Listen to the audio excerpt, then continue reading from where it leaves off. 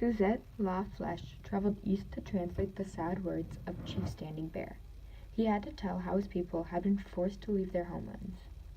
La Flèche was an example of new American women, as she was an activist who stood up for what she believed in.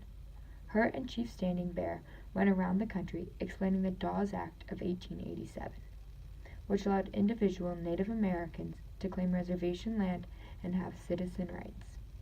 La Flèche was just the beginning of how women would soon act in the later years.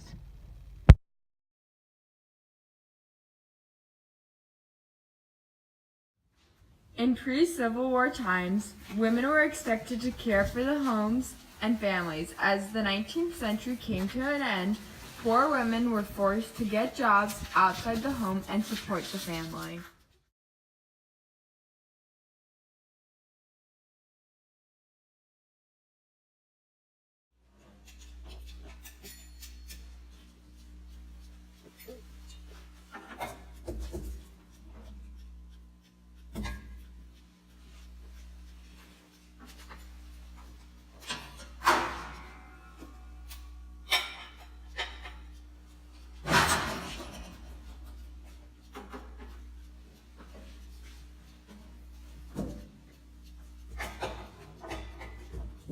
On farms, women's roles of cooking, cleaning, making clothes, and laundering had not changed since the late 19th century.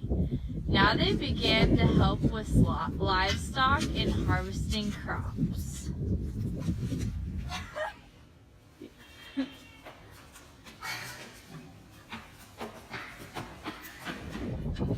Dangerous working conditions, long hours, and low wages led women to push for reform.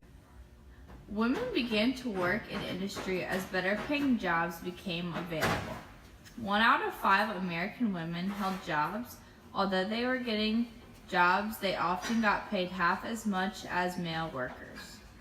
Women began to get new jobs that required high school education, such as teaching, offices, and stores, which soon led to more women graduating than men. Soon, women without an education began to work for others.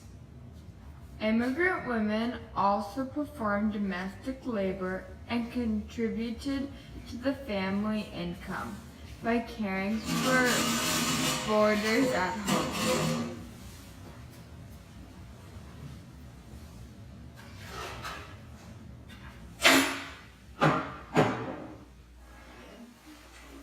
Men not allowing women into their colleges led to the opening of separate colleges for women. As women became more educated, they became more independent, leading to their own reform. Educated women strengthened reform groups and introduced new ones, which targeted workplace reforms, housing reform, educational improvements, and food and drug laws. African American women founded the NACW, also known as the National Association of Colored Women, who managed nursing, reading rooms, and kindergartens. One key leader of women's suffrage was Susan B. Anthony.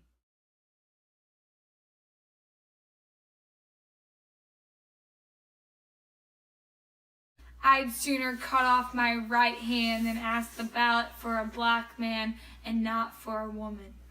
Anthony felt she could not support suffrage for African American men while women were still denied this right. Anthony Elizabeth Stanton founded the National Women's Suffrage Association. This soon combined with another group to become the National American Women's Suffrage Association. Men began to fear women's power in their daily lives. Wages earned by a married woman were legally their husband's property. The Married Women's Property Act gave the woman the right to own property in their own name and keep their wages.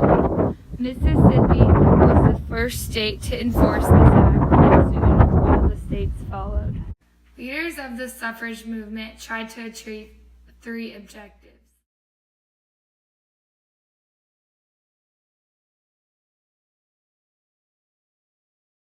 First, they tried to convince state legislators to grant women the right to vote. Women pursued court cases to test the 14th Amendment, declaring that states denying male citizens the right to vote would lose congressional representation. Third, women pushed for a national constitution amendment to grant women the right to vote. The campaign for suffrage achieved only modest success before the turn of the century. But later, women's reform efforts paid off in improvements from the treatment of the workers to the safer food and drug products. President Theodore Roosevelt supported all of these efforts. He even came up with his own plans for reforming business, labor, and the environment. One of the main reasons why we talk so much about the women's reform in the late 19th century is because the women won new opportunities in labor and education that are enjoyed today in everyday life for us as women now.